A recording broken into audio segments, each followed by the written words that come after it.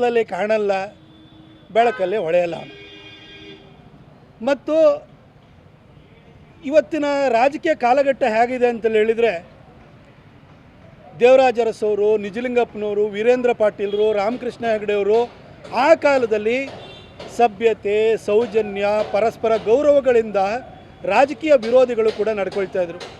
ಆದರೆ ಆ ಕಾಲಘಟ್ಟ ಹೋಗಿ ಇವತ್ತು ನೀಚ ಮಟ್ಟಕ್ಕೆ ಇಳಿದು ವೈಯಕ್ತಿಕ ನಿಂದನೆ ಮಾಡುವಂತಹ ಸನ್ನಿವೇಶದಲ್ಲಿ ನಾವೆಲ್ಲ ಇದ್ದೀವಿ.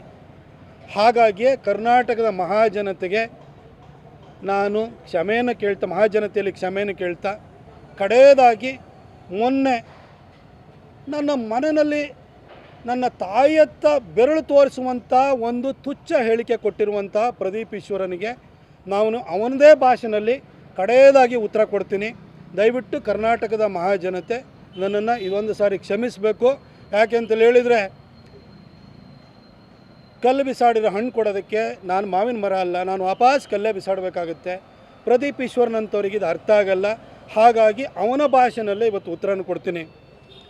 ಪ್ರದೀಪ್ ಈಶ್ವರ, ನೀನು ಕತ್ತಲಲ್ಲಿ ಕಾಣಲ್ಲ, ಬೆಳಕಲ್ಲಿ ಹೊಳೆಯಲ್ಲ. ನೀನು ಚಿಕ್ಕಬಳ್ಳಾಪುರದ ಗೌಡ್ರುಗಳು ಸುಧಾಕರ್ ಅವ್ರ ಬಗ್ಗೆ ಒಂದು ಸಣ್ಣ ಮುನಿಸಿಂದಾಗೆ ನಿನ್ನಂಥ ಒಬ್ಬನ್ನ ತಲೆಕೆಟ್ಟವನ್ನ ಗೆಲ್ಲಿಸಿದ್ದೀವಿ ಅಂತ ಅವ್ರಿಗೆ ಅರಿವಾಗಿದೆ. ನೆಕ್ಸ್ಟ್ ಟೈಮ್ ಗೌಡ್ರು ಬಲಿಜರು ಎಲ್ಲ ಸೇರಿ ನಿನ್ನ ಬಡ್ದು ಓಡಿಸ್ತಾರೆ, ಬಿಡು.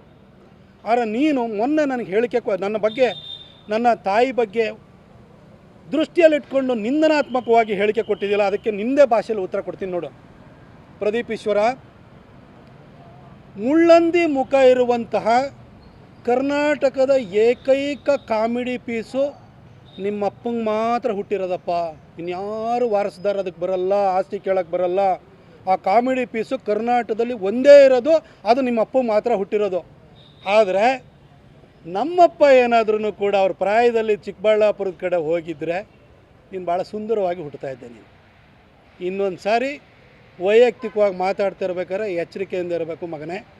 ಇದನ್ನು ನಿನಗೆ ವಾರ್ನಿಂಗ್ ಕೊಟ್ಟು ಹೇಳ್ತಾ ಇದ್ದೀನಿ.